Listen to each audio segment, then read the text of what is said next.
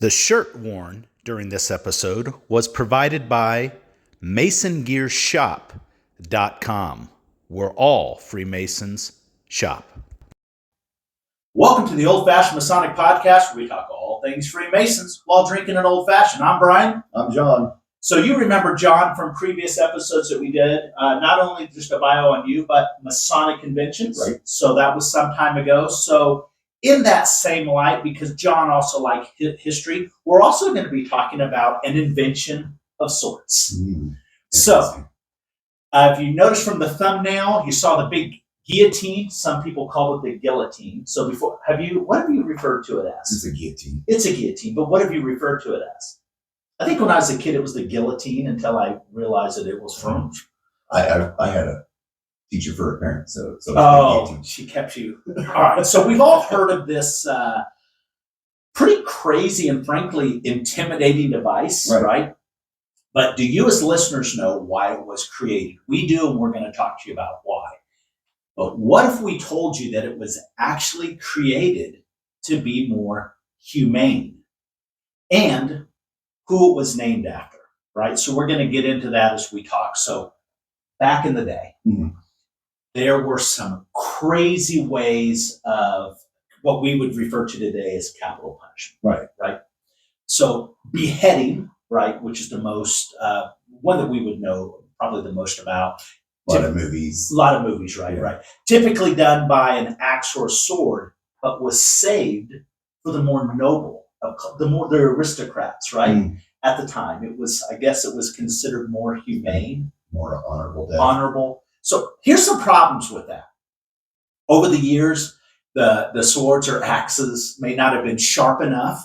There were misses. So instead of hitting maybe the back of the neck, they hit the back of the head, and just a whole lot of problems. Just not a sexy way to go out. No. Right? Hanging, which we saw a lot of, in movies and whatnot. That was back in the day used more for the commoners. So that would be for us. We wouldn't get the axe. We'd get the old noose, right? Right. The problem with that is the necks wouldn't always snap and break, so they would be sitting there. And hence, they put the bags over the head so they would see. Pretty gory way to go out. Yeah. Oh man, could you imagine? No. I think of the two that we've mentioned so far, that's just suffering. Man, I don't know which one. I'd want somebody with a good aim with a sharp axe, if it were me. Of the two we've talked about, right? Okay, yeah. Yeah. So then there were other things. There was the breaking wheel, which is absolutely horrible. There was, I don't know what they called it, but essentially they would boil you to death. They'd put you on a metal chair, put you in the middle, start the fire under you. So from the butt up, you're on fire. So, yeah. Burning at the stake. They had a thing called a mallet. Okay. Hey, and this were fatal blows that they would either do to your head, your chest, or your torso, basically to make you go septic and die. And most of the time that took around 3 days. Horrific. And then dismemberment. So all of these were absolutely horrible ways to go out. Now, some would say, well, significant improvement over the Romans. Right. Or the Vikings. Right, yeah, Vikings. So some of you say, well, just don't do dumb stuff and you just won't have any of that. Well, back during that time, dumb stuff was subjective. Correct. Right? I'd say it's subjective in current times too, but fair. Yeah, much more so back then. Definitely. So let's talk about why Joseph Guillotine wanted to create something new, right? So obviously he was concerned with the torture techniques, and he just thought that instead of killing these people through just torturous way, why not put them to death more humane and maybe use their body for experiments? So he was a physician, which we'll talk about the man and the Mason a little bit later. But overall, he just felt like the death penalty was barbaric. And so I kind of picture, he's in with his buddies and he's like, and they're like, if you're French, So, but he, at some point, was on a committee. You had mentioned the time, the Age of Enlightenment. Correct. Yeah, Age of Enlightenment. And so he actually was on a committee at one time on this topic with Benjamin Franklin. So Franklin wasn't part of the guillotine. Maybe he was on the committee. Who knows how the committee goes. He could have been. He was a part of a lot of things. Right. And hopefully it sounds like it was a more productive committee than most of our lodge committees at times. Right. So, and I'm pretty sure that wasn't a lodge committee that they'd have to bring back a report. Benjamin Franklin had a very strong relationship with the French. He did. He was responsible with working on getting them to come over here and help us during the Revolution. And there you go. And that's why John's on here. Me, that wasn't part of my research, but John just knows And things. he wanted us to go help the French in their revolution like we were supposed to. Yeah. We did not. We didn't uphold our end of the deal. Yeah. But that's a different story. That's a whole different story. So fast forward. So December of 1788, Guillotine had enough. He drafted a letter. Actually, the French Parliament at the time, they attempted to suppress it and it failed. Basically, he wanted everyone to be sentenced to death in the same way, regardless of class, and he wanted it to be, again, more humane. So fast forward, the guillotine was first used in 1792. Okay. And again, he would hope that this would be a lot quicker and a less mundane style. But more than that, he was hoping that it would stifle the crowds so these public executions, these were events. These were like today's football games and Super Bowls, and everyone would go, "Oh my gosh, there's going to be a beheading today. Let's get the kids and teach them a lesson. Let's get some meat sandwiches and eat it and watch it." Can you imagine? No. That is insane to me. That If you could time travel, would you go and see one?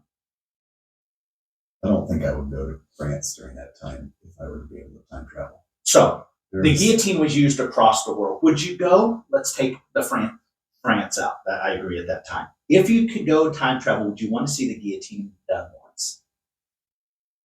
To a bad person. Well, there's a story. I don't know if it's ever been confirmed. I'd have to find the name exactly. There was a famous scientist in France at the time where the guillotine was heavily in use, and he was being beheaded for being an aristocrat. Yeah. And he had told his assistant that he was going to do one last experiment where he tried to blink as many times as he could while he was alive, because he theorized that once the head was severed, it took a while for the brain to die. He had enough blood and oxygen to keep you alive for a little bit, and he wanted to time how long it took.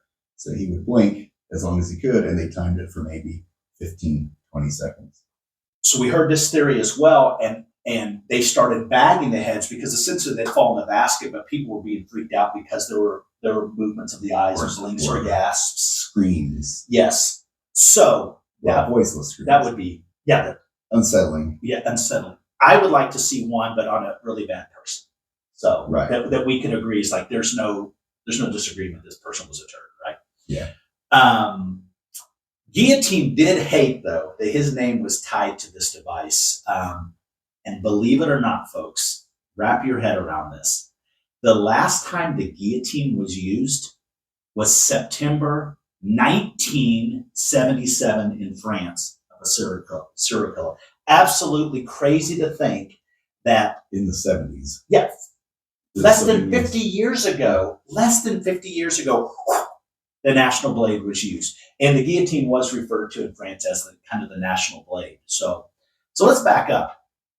The guillotine was actually not created by Joseph Guillotine. It was created by Tobias Schmidt, who was a German engineer. But Tobias Schmidt was a commoner.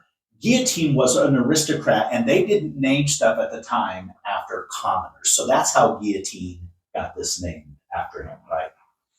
Fun fact, we talked about a little bit before about the guillotine, the first guillotine. It weighed about 1,200 pounds. The blade was 88 pounds, double-sided blade, angled, that fell at about 21 feet per second. Okay?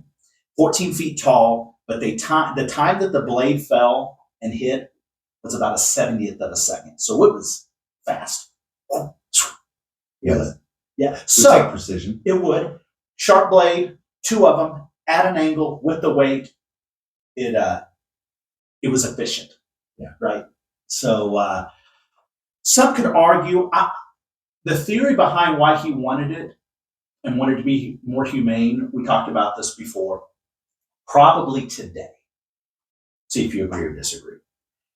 Joseph Guillotine, for the reason he wanted this, he would probably be considered in today's era as a real liberal. Yeah. Right? Well, I mean, why are you giving these bad criminals, why are you cutting slack? Well, because we're humans. Right. I mean, you're already killing the person. Why does it have to be? So he would be considered a liberal today, right? Yeah, probably. Yeah. But you made a really kind of an interesting comment before about like progressive science and really what Masonry is. Right. Freemasonry, as being birthed in the Age of Enlightenment, and it being a progressive science, Freemasonry is essentially social progressive in nature. Right. They were spreading ideas in these lodges, not just among the aristocrats. They were spreading these ideas among the poor as well. Right. About how everybody should have more equal treatment, more humane treatment. Anything should be done to try to make life better and easier for people around them, right, regardless of. And that was who a they human were, being, where that they was a came human from. being concept. Yes. Right. It's something that you would think should be pretty, right, obvious. So treat people with kindness. Right. So we don't talk about this stuff in lives, but we can't here because we do what we want, right? So I would think, tell me what your feeling is. I would think Masons are probably fiscally pretty conservative as a whole, as a majority. Probably. Right. But socially, it might depend on the region of the country. That's maybe Northeast is probably that's fair. Slightly more progressive, but it's just probably a regional thing. So probably politically, most Masons are conservative. And I would argue this, socially, because of the progressive science that we are, I think socially, let me just speak for me. John can speak for himself. Me, fiscally, I think everyone should protect their own damn money. Mm-hmm. But socially, I don't care what any other human does. It doesn't impact me. I don't care what you do, how you do it, because even with laws and things that are legal, that stuff starts in my house where I my foundation morality with my kids. So, but whatever's legal and all that, there's a lot of things that are legal that I'm not down with. Yeah. Right. And I think that that's where most Masons are really probably libertines. Yeah. Right. So when you kind of put that all together, but in today's political environment, that doesn't sell clicks left and right. That's just the reality. Right. And another reason why in Lodge we just don't talk about that stuff, but everyone kind of knows. So back to Joseph Guillotine, born May 28th, 1738 in France. Here's a fascinating thing. He was born prematurely when his mother went into labor due to stress. And why was she being stressed out? Because she could hear somebody being tortured by the breaking wheel at the time. Now you wonder, I'm making this up. Can the baby in the womb hear this? And did that somehow go through the DNA in the system? Probably not. Scientists don't get it. I'm not a science guy. I can barely read basic English, so don't get on me. You never know. There's probably not a lot of study about prenatal. Prove me wrong. Prenatal social development. Yeah. When there was a torture around, we set up that experiment, somebody, and let's just see if we're right or wrong. Yeah. So, but whatever. That's the documented story. So, very smart guy, got his Master of Art, a great student. Then he eventually went on to Paris to study medicine, became a doctor in 1778, and eventually died in 1814. So, we talked about the guillotine, Joseph Guillotine, the man, but let's talk about him as the Mason, right? So Guillotine was initiated into Freemasonry in 1965 at La Parfaite Union Lodge. At the time, he was 27. So young. That was the 21-year-old kind of time for him.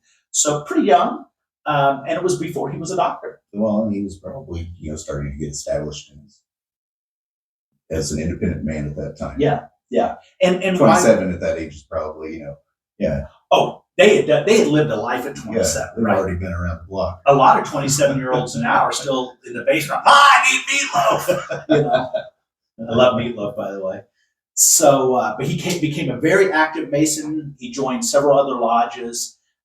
He became the deputy of the Grand Lodge of the Orient of France. Fast forward about 8 years later in 1773, he became the worshipful master of his lodge in Paris. And he also, 3 years after that, he founded another lodge as well. So pretty interesting dude. So anything we need to add about Joseph Guillotine that we didn't discuss? I think we hit, he didn't invent it, although it was named after him. He hated it, although the reasons for it being created, he wanted it to be more humane, but it became extremely popular there during the end of his lifetime and was responsible for just massive amounts of loss of life. Much of which was probably not deserved loss of life. It was because of that time. It was just an easier way to get out your enemies, line them up, and quickly execute them. Rapidly and efficiently. I don't think. They focused on speedy trial, but not innocent until proven guilty. Right. And with the help of the Germans, making it perfectly engineered. Hitler, that jackass, used to guillotine a lot too. Did he really? Yes.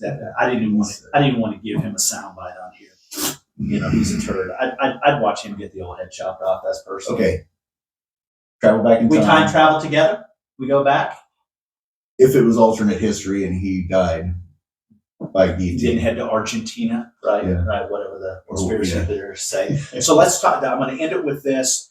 The last time the guillotine was used, September 10th, 1977, there was about 600 people in attendance, and it was like a spectacle, and everyone was excited. The leadership in France was so appalled. They're like, and before that it had been used, 1939 was the last time it was used in France. They're like, you know what, we're never doing this again. We're better people than that, and probably a good thing. Again, there's probably a whole camp would say, we'll probably have less crime if we do public executions. I don't know. Do a study on that and report back to us. We don't have that data. When you make a spectacle out of people, usually it ends up making emboldened. Well, you put names on these people too. Well, but it also creates an emboldened enemy because now you're adding shame to whatever wrong that they perceive you've done to them. Yeah. Absolutely right. So thanks for watching. It is. Thanks for watching the Old Fashion Masonic Podcast. Cheers.